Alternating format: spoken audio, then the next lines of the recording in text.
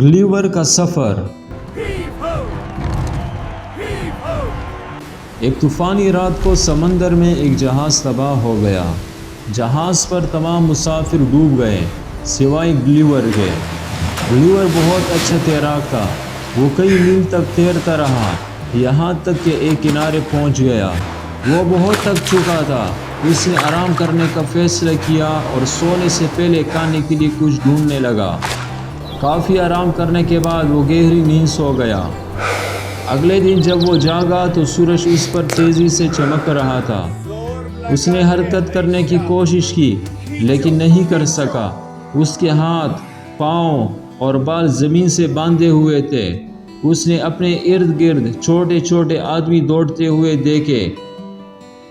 ایک آدمی جو گلیور کے انگوٹھے سے بڑا نہیں تھا سیڑھی چڑھ کر اس کے کان کے قریب آیا اور بولا، تم للی پٹ کے ملک میں ہو، ہم للی پشن ہیں، ہم تمہیں اپنے بادشاہ کے پاس لے جا رہے ہیں، اس لیے کوئی مسئلہ کھڑا نہ کرو، اگر تم نے حرکت کی تو تمہیں مار دیا جائے گا۔ گلیور کو یہ سن کر ہنسی آ گئی لیکن اس نے سر ہلا کر اشارہ دیا کہ وہ کچھ نہیں کرے گا۔ پھر ایک بہت بڑی لکڑی کا ڈھانچہ جس پر پہیے لگے تھے لایا گیا۔ بڑی مشکل سے گلیور کو اس پر چڑھایا گیا۔ وہ ڈھانچہ للی پٹ کی گلیوں سے گزارا گیا جہاں لوگ قطاروں میں کھڑے ہو کر اسے حیرت سے دیکھ رہے تھے۔ جب وہ بادشاہ کے محل پہنچے تو وہاں میلے کا سا منظر تھا۔ لوگ خوشی منا رہے تھے اور گلیور کو تجسس سے دیکھ رہے تھے۔ بادشاہ خود گلیور کو دیکھنے آیا اور کہا، تم واقعی ایک عجیب مخلوق ہو، اگر تم یہاں رہنا چاہتے ہو تو تمہیں میرے لوگوں کی خدمت کرنی ہوگی۔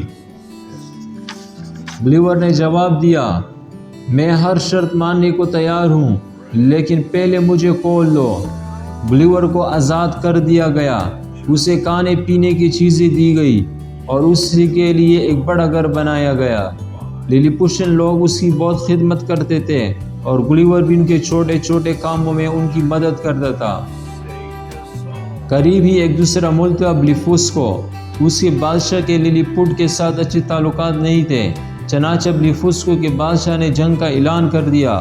وہ 100 جہازوں کے ساتھ حملہ کرنے نکلا۔ للی پوشن بادشاہ گھبرا گیا اور گلیور سے مدد مانگی۔ گلیور سمندر میں اترا، لمبی رسیاں لی، تمام جہازوں کو ایک ساتھ باندھ دیا اور پانی میں کھینچتے ہوئے انہیں واپس لے آیا۔ یہ پورا دن چلتا رہا یہاں تک کہ بلیفوسکو کی فوج نے ہتھیار ڈال دیے۔ اس کے بعد بلیفوسکو کے بادشاہ نے صلح کی درخواست کی۔ للی پٹ کے بادشاہ نے امن قائم کرنے پر رضامندی ظاہر کی۔ گلیور کو ایک ہیرو قرار دیا گیا۔ وہ للی پٹ میں کئی سال خوشی سے رہا۔